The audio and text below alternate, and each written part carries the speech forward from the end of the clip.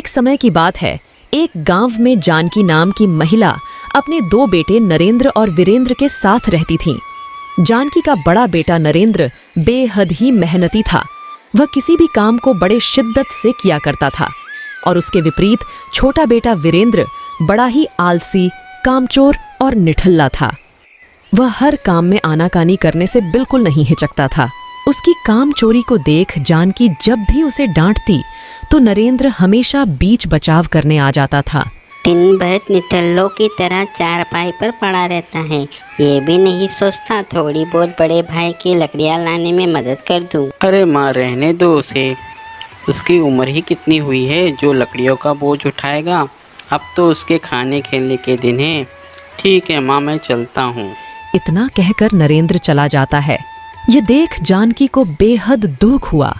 वह मन ही मन सोचने लगी, मेरा बड़ा बेटा घर की जिम्मेदारियों के साथ साथ रिश्तों को भी बेहद अच्छे से समझता है, लेकिन मेरे छोटे बेटे के जीवन में कोई रिश्ता अहमियत नहीं रखता। पता नहीं इन दोनों की सोच इतनी अलग अलग क्यों है। जानकी बड़े प्यार से वीरेंद्र को पुकारते हुए कहती हैं। बेटा वीरेंद्र। पुकार सुनते ही वीरेंद्र ने कहा, माँ, कोई काम देने जा रही हो तो बेकार है। ना ही मैं कहीं जाने वाला हूँ और ना ही मैं किसी काम को करने वाला हूँ। आप बेवजह अपना वक्त जाया कर रहे हो। नहीं बेटा, मैं तुम्हें कोई काम नहीं देने वाली। मैं तो बस एक बात पूछना चाहती हूँ तुमसे। हाँ माँ, काम करना ना हो तो पूछ सकती हो।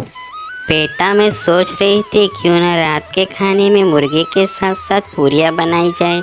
बेहद दिन हो गए खाए। और मीठे में तुम्हारा मनपसंद खीर। पकवानों की बात सुनकर वीरेंद्र के मुंह में पानी आने लगा। वीरेंद्र ने कहा, हाँ माँ, रात में ऐसा पकवान खाऊंगा तो बड़ी अच्छी नींद आएगी। जानकी ने रात के खाने में मुर्गा, पूरियां और खीर बनाई। तीनों खाने के लिए तैयार बैठे थे। इतने में जानकी ने कहा, बेटा वीरेंद्र, जरा गांव के दुकान से 1 किलो प्याज लेकर आना। बिना प्याज के खाना खाने में मज़ा नहीं आ रहा है। मैं नहीं जाने वाला, आप भैया को भेज दीजिए। हाँ माँ, मुझे तो, मैं ले आता हूँ।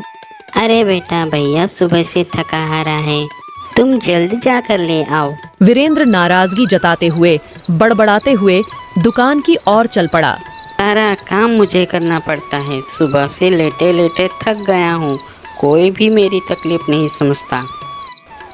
कुछ समय बाद वीरेंद्र घर लौटा और चौंक गया। जानकी और नरेंद्र ने सारा पकवान खाकर साफ कर दिया था। वीरेंद्र ने गुस्से से कहा, ये क्या, मुझे बाजार भेजकर आपने सारा खाना खा लिया? ऐसा क्यों किया माँ? अरे बेटा, कमाई तेरे भैया ने की। पकवान बनाने में मेहनत पूरी मेरी थी। इस स्वादिष्ट पकवान में तुम्हारा योगदान कहाँ था, जो तुम्हारे लिए बचा कर रखते। अगर तुम्हें खाना चाहिए तो कल से भैया के साथ जाकर जंगल से लकड़ियाँ लेकर आना होगा। उसके बाद ही तुम्हें खाना मिलेगा। अगले दिन सुबह नरेंद्र लकड़ियां लाने जा रहा था, पर इस बार वीरेंद्र भी उसके साथ जा रहा था। जंगल पहुंचकर वीरेंद्र ने कहा, भैया, माँ के डांट से बचने के लिए मैं तुम्हारे साथ आ तो गया हूँ, पर मुझसे ये सब नहीं होने वाला है। नरेंद्र ने हंसते हुए कहा, अरे भाई, मैं समझता हूँ। एक काम करो, मैं लकड़ियाँ काट लेता हूँ, तब तक तुम आराम कर लो। और जैसे ही हम घर के लिए निकलेंगे तो कुछ समय के लिए तुम लकड़ियों को थाम लेना। माँ को लगेगा तुमने मेहनत की है। ये बात अच्छी है, ऐसा ही करते हैं। इतना कहकर वीरेंद्र पेड़ के नीचे सो गया और नरेंद्र पेड़ काटने लगा। पर यह सारी बातें पेड़ पर बैठा एक भूत सुन रहा था। अरे वाह, लोग एक दूसरे को उल्लू बनाते हैं, पर इन्होंने तो अपनी माँ को ही उल्लू बना दिया। दोपहर हो गई। दोनों घर की ओर चल पड़े और रास्ते में नरेंद्र का सारा बोझ वीरेंद्र ने ले लिया। यह देख जानकी का खुशी का कोई ठिकाना नहीं रहा। कुछ दिन ऐसे ही बीत गया। वह भूत हर रोज वीरेंद्र की कामचोरी और आलस को देख रहा था। एक दिन भूत को यह बात अच्छी नहीं लगी।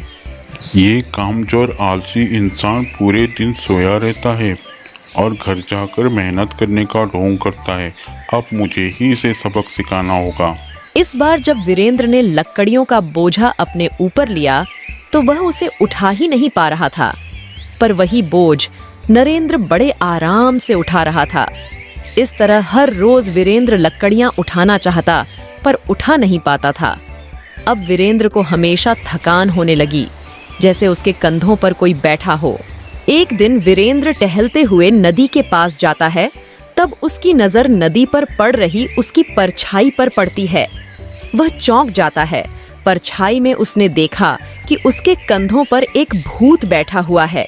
यह बात वह अपनी माँ भैया से कहता है, पर सबको यही लगता था कि वीरेंद्र कामचोरी का बहाना बना रहा है। अब वीरेंद्र बड़ा परेशान रहने लगा, क्योंकि वजन के चलते वह कोई काम ठीक से नहीं कर पा रहा था। उसे बेहद अफसोस हो रहा था कि अगर वह पहले से ही काम चोरी नहीं करता तो आज उसकी परेशानी हर कोई समझता। आज उसकी काम चोरी और आलस ने उसे इतनी बड़ी मुसीबत में डाल दिया है। वीरेंद्र को सबक मिल गया था। अब वीरेंद्र घर और बाहर हर जगह हाथ बंटाने की पूरी कोशिश करने लगा। इस तरह एक दिन नरेंद्र और वीरेंद्र दोनों लकड़ियां काटने गए। दोनों ने पूरे दिन मेहनत की। फिर जब दोपहर को वीरेंद्र ने लकड़ियों का बोझ उठाया तो इस बार लकड़ियां बड़ी आसानी से उठा लिया। वीरेंद्र बेहद खुश हो गया और उसने नदी की ओर दौड़ लगाई। नदी के पास पहुंचकर वीरेंद्र ने अपनी परछाई देखी। इस बार उसके कंधों पर कोई भूत नहीं था। वहां समझ गया वह भूत उसे क्या समझाना चाहता था। उसने कहा, मैं समझ गया आप मुझे क्या समझाना चाहते थे। आपने मुझे अच्छा सबक सिखाया है। अब से मैं कामचोरी नहीं करूँगा और दिल से मेहनत करूँगा। वीरेंद्र ने भूत का धन्यवाद किया और वह से चला गया। कहानी से हमें यह सीख मिलती है कि हमें किसी भी छोटे बड़े काम को मेहनत और लगन से करनी चाहिए। अगर हम काम करने में आलस और काम चोरी करेंगे तो एक अनचाहा बोझ हमेशा हमारे कंधों पर रहेगा। ऐसे ही मजेदार कहानियों के लिए हमारे चैनल को सब्सक्राइब करना ना भूले। धन्यवाद।